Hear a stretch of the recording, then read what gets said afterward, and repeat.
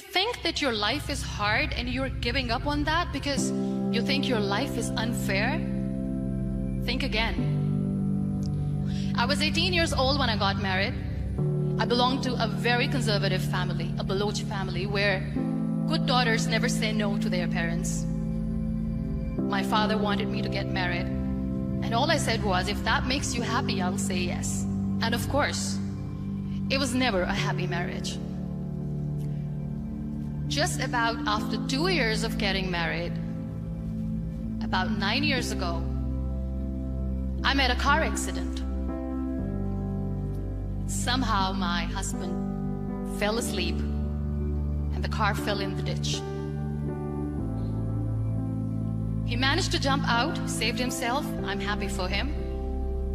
But I stayed inside the car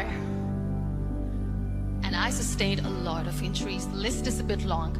Radius ulna of my right arm were fractured. The wrist was fractured. Shoulder bone and collarbone were fractured. My whole rib cage got fractured. And because of the rib cage injury, lungs and liver were badly injured.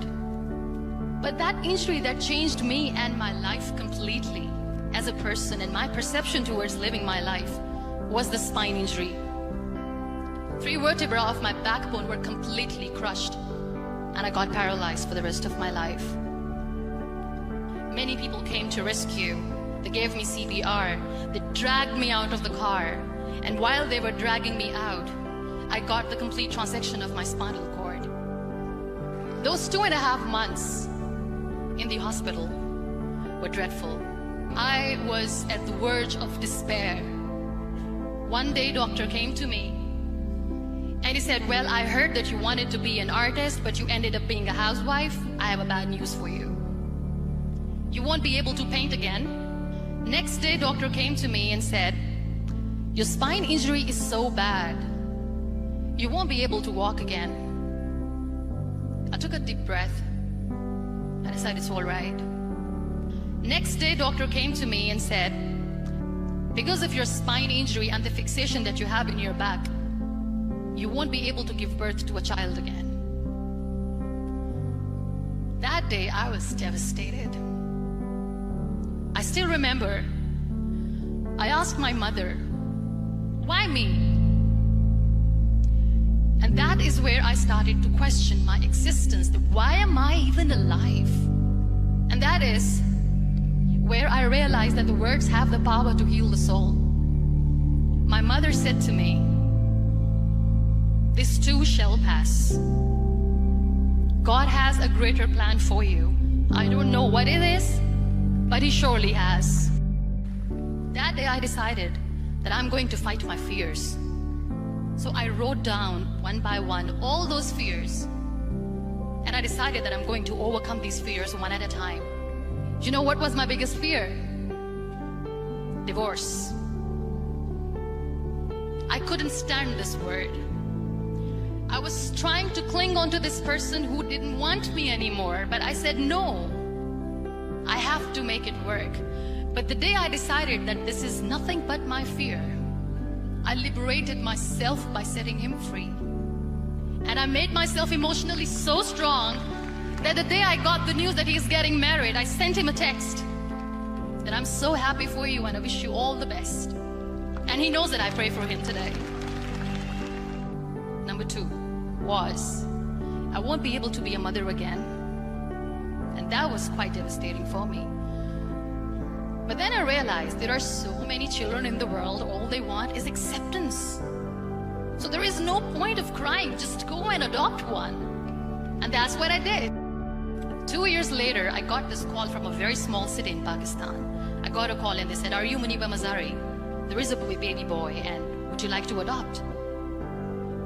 And when I say yes, I could literally feel the labor pain. I said, yes, I am going to adopt him. I am coming to take him home.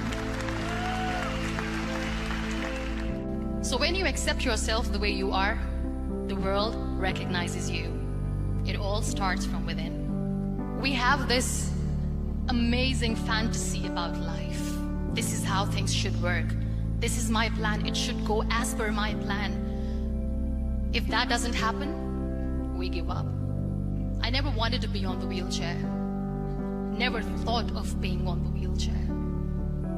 This life is a test and a trial, and tests are trials are never supposed to be easy. So when you are expecting ease from life, and life gives you lemons, then you make the lemonade, and then do not blame life for that, because you were expecting ease from a trial.